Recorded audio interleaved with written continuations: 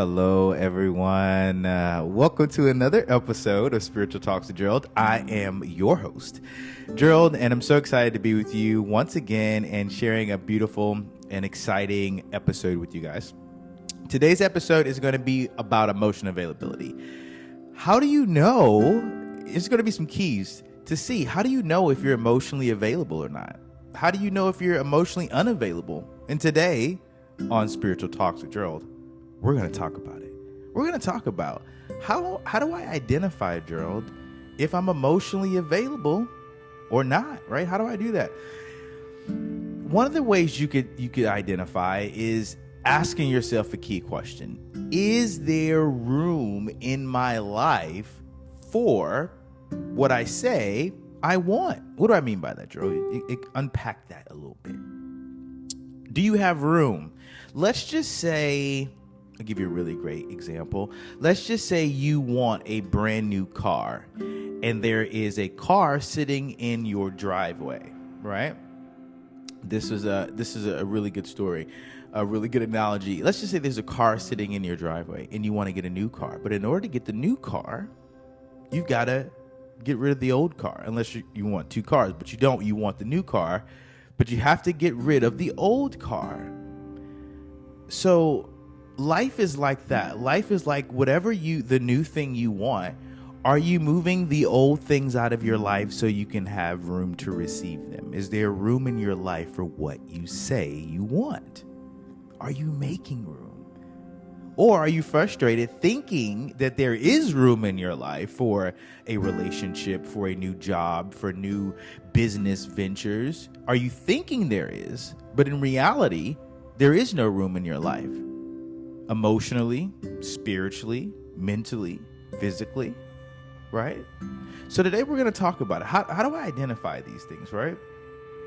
That was one of the first things, right? Is there room in my life to receive what I say I really want, right? Am I making room? The second thing to help identify some keys to see if you're emotionally available or not is, are you willing to see the connections in your life, right? Without bringing up all the past traumas and miseries and things that didn't work out in the past. Can you look at, this is one of the keys to know if you're emotionally available. Can I look at something brand new? Or am I only looking at something, this new relationship, a new job, you know what happened in my last job, this is how they treated me. You know what happened in my last relationship, this is what she did to me, or this is what he did to me. Or every encounter that you have, you're not looking at him, her, that person, place, or thing as, I've seen this before, I've done this before, and I know how it's going to pan out. You're not doing that, right? Because if you are doing that, that's how you know you're emotionally unavailable. Because I'm only looking at things through the past. I have no time for newness. Now, if you are emotionally available, everything you look at, every person you look at, every time you look at something, you're not looking at it from the past. You're looking at it from a new. Why? Because you know that I've already experienced thinking or seeing something in a certain way. I already know what that feels like. I already know what that feels like to think about every time someone did something wrong to me. I already know what that feels like. So why do I need to constantly think that? Every time I meet someone, that they're going to do something to me. Every time I get a new job, that this boss is going to treat me like the last boss. Why do I have to think that way? I don't. Emotions can decide how I feel, right? And these are some keys. These are great notes. If you're a note taker, obviously get a pen. If you're driving, keep driving. Don't get a pen. This is another thing, right? The third thing, I love this. Do you have the ability to expand your mindset? Are you mentally pliable? This helps you to know about emotional availability. Are you mentally pliable? What do I mean by that? Do you have the ability to think outside of, I've always done it this way, this is the only way to do it, and if we don't do it this way, my whole life breaks down? Right? That's one person's set of, way they see it. Another way to see it is, I can be pliable in my thinking. Am I pliable? Do I have the mental bandwidth to accept and see new opportunities in my life, new moments of greatness, new inspirations, new excitements? Or am I so rigid in my thinking that there is no room in my life for new experiences and things that I've never done because I'm living out of the past? The reason why I have no room for newness is because I'm trapped in the past memories of what I used to do, what didn't work, and how I've always done it. Rather boring, isn't it? Yeah. Kind of sad, right? If you don't know what's happening. But this podcast is shining the light on these moments of, do I have the emotional bandwidth for a new relationship? Do I have the patience for a new relationship? Do I have the kindness in my heart for myself to treat someone else the way they deserve to be treated? Do I have the emotional bandwidth? And that's what this episode is about. Emotional availability. Are you emotionally available or nah? Or not, as they say. Where, right? The fourth thing, right? The fourth thing is really cool. Do you allow this is really big. Okay. Vulnerability. Do you allow yourself to be vulnerable with people in places and things? And let's be honest about vulnerability. You don't have to be vulnerable around Joe at the bar because you know Joe. You don't have to be vulnerable around Susan because Susan knows all your business. You don't have to be vulnerable around your family because they know who you are. Do you put yourself around people, places, and things that forces you, that demands that you be authentic and be vulnerable? Do you do that? Because we're talking about emotional availability. And it's hard to be emotionally available if you can't be vulnerable. It's hard to be emotionally available if you can't be vulnerable. And in order to be vulnerable, you have to be authentic. So, Gerald, are you saying that I need to be authentic, be vulnerable, and then emotional availability can come from that? Yeah, I am saying that. That's exactly what I'm saying. When was the last time you've put those three together?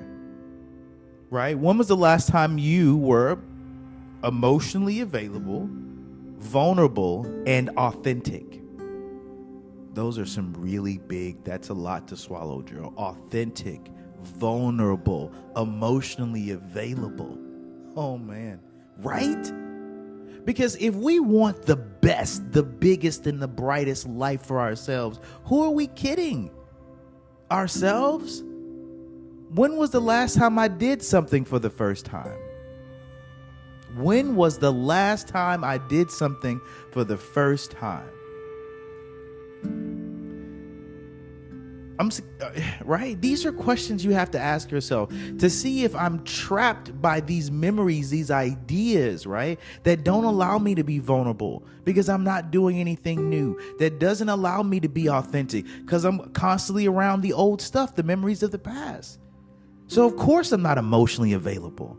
I'm scared. Time and memories equal fear. And you can't be emotionally available if you're scared. Living out of the past makes you afraid of your future. Quite simply. Right? It really does.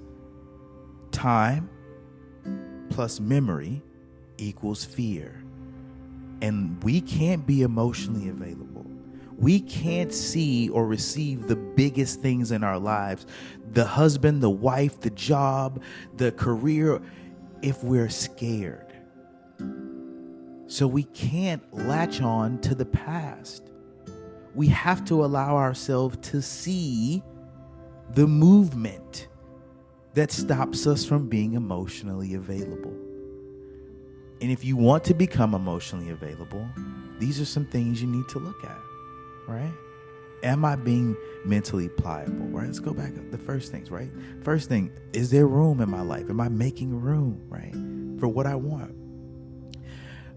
The second thing, am I willing to see the beauty in the newness of each and every connection? Everywhere I go, every person I see, am I willing to see them for the first time? Or am I letting past moments of who I think they are decide who they are today, even though they're a new person? But you can't see that because you're only looking at them from who they used to be, the memory of the moments that you've shared with them. And we lock people in to every moment we've shared with them and say, you can't be anything else other than how I remember you. Why do we do that? Why do we look at something and say, this can only be the way I've remembered it? And if it's out of the way I remember it, it's wrong. Right? That's what we do. We do that to people. Anytime they do something different, we're like, what do they do with this? Wait, this is not the way I remember them. This is not what they typically do. And that's because we all have that free will, right? So that's that second thing, allowing new connections to be brand new or fresh. The third thing is, do you have the ability to expand your thinking? Do you have the mental bandwidth, right? Right? That's how you get access to emotional intelligence. Do I have the ability to stretch in my thinking? Is my thinking rigid or is my thinking pliable? Am I open to new ideas or do I shut it down from the past? It didn't work last time, so we're not going to try that again. How about we'll just try it a different way? How about not even thinking about the fact that it didn't work the last time and just try something new, right? And the fourth thing is, do you allow yourself to be vulnerable, right? Around other people, around other places and other things. Vulnerability, right? And again, we talked about that.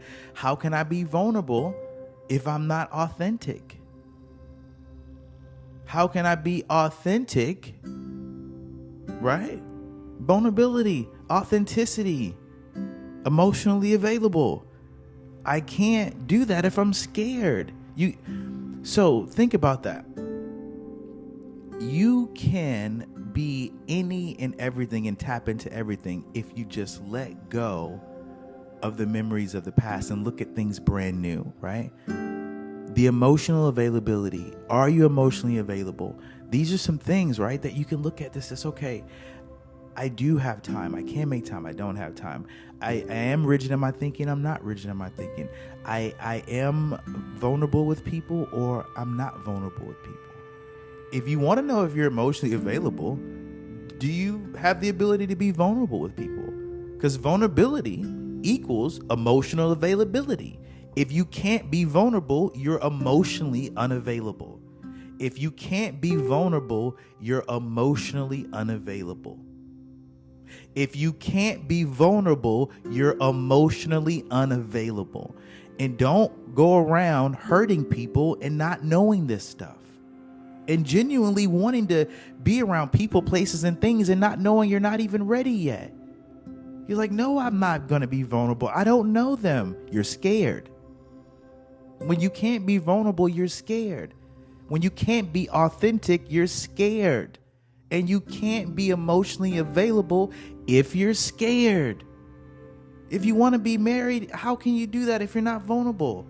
If you're not authentic? If you want the new job, they're going to look you right in your face and say, why should you be here? Are you going to lie or are you going to be authentic? Are you going to be vulnerable? How are you going to do that? Practice. Yes. Practice. And that's what this podcast is about. It's about taking this information, hearing it over and over and over again, hearing my voice and asking, am I being authentic? Because I can't be vulnerable. I need to be vulnerable so I can be authentic. Okay, got it. All right. So I hope this adds some value to you guys. Continue to follow, like, subscribe. We're on Apple. We're on Spotify. We are on YouTube. We're on Twitter. We're everywhere. So continue. We're going to have a really special guest, one of my good friends, Keith Mitchell, NFL Pro Bowler turned yogi, mindfulness expert. And we're going to unpack how all this works together. physical, spirituality, and also nutrition. He studied under Dr. Sebi. Dr. Sebi is a master nutritionist and master herbalist, and we're going to have some of his teachings be brought to us through Keith Mitchell, which is going to be one of the next guests on the podcast. So stay tuned, stay connected, and I'm so excited to come back and share another moment with you guys. And this has been another episode of Spiritual Talks with Gerald. Until next time, continue to follow your purpose and be passionate as you do it. And I will see you next time. Namaste. Thank you.